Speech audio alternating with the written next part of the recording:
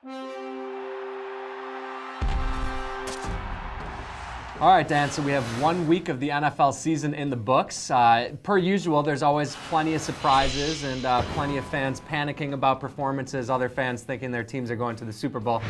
We know not to make that, rash of judgments, but we are taking a look at a couple of the strongest impressions around the league. You liked what the Tampa Bay Buccaneers did. You go first.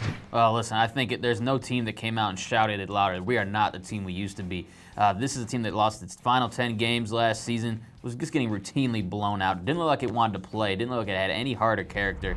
They come out and they're at home, and I know 16-10, a win isn't that impressive, not a lopsided margin like we saw some with other teams this weekend, but to do what they did against a Panthers team that a lot of people thought was going to be the big buzz surprise team out of the NFC South, they said, not so fast, guys. We are in this conversation. Held them to 10 yards rushing. This is one of the best rushing offenses in the league last year. It ran over Tampa Bay's defense twice in the second half of last season. I think things have really changed for the Buccaneers, maybe more so than any other team. I would agree. Very impressive. I think it's clear that Greg Schiano has quickly put his stamp on that football team. But if you want to talk about a team that doesn't really resemble what they were last year, that they've sort of turned the page, what about the Broncos, who now have a legit NFL quarterback and one that was out of the game for 20 months? To me, I was kind of selling the Broncos a little bit. I just wasn't sure there were enough pieces around Peyton. Didn't know how Peyton was going to perform.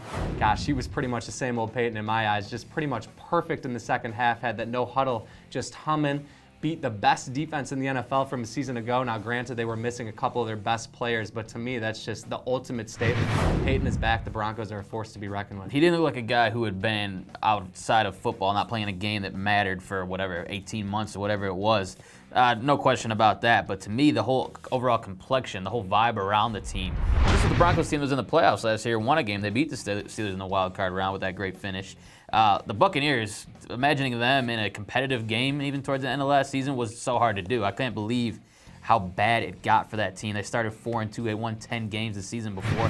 They just hit rock bottom. So for them to come back and even be in games, let alone winning them, such a massive difference from what we saw from them at the end of the 2011 season. Huge turnaround. I think the biggest difference for me is that I think the Steelers are legit. We'll see if they are going to be the type of team they were last year, but we know they have staying power. They're always up towards the top of the AFC every year. The Panthers, as you mentioned, some picked them to be a surprise team. I'm not quite sold on them yet. I expect Cam Newton to struggle a little bit, so not so shocking to me. I think that's what makes the Broncos' performance a little bit more impressive. We talked about Peyton, but the defense was pretty darn good too. You saw Tracy Porter come in, their big acquisition of the offseason, and make just a huge, huge impact, as big an impact as really any defensive player in the league made in week one. I just love Peyton spreading the ball around to numerous targets, and more than anything, I just love seeing him get back to that no huddle and be virtually unstoppable with 3 scoring drives in the second half. I mean, we'd be remiss if we didn't mention what the 49ers did at Lambeau Field, going in and getting a win there, and a pretty comfortable win for them at that. The Jets, you could go on and on. There were several teams that came out and said, the Falcons, I think, going into Kansas City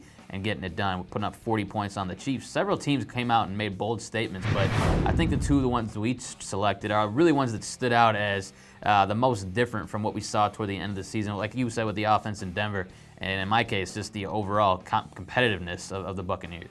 It's going to be fascinating to see what happens next. Both of these teams have clearly gotten a great start. We'll see if they're able to build on that and continue making strong impressions as the season progresses.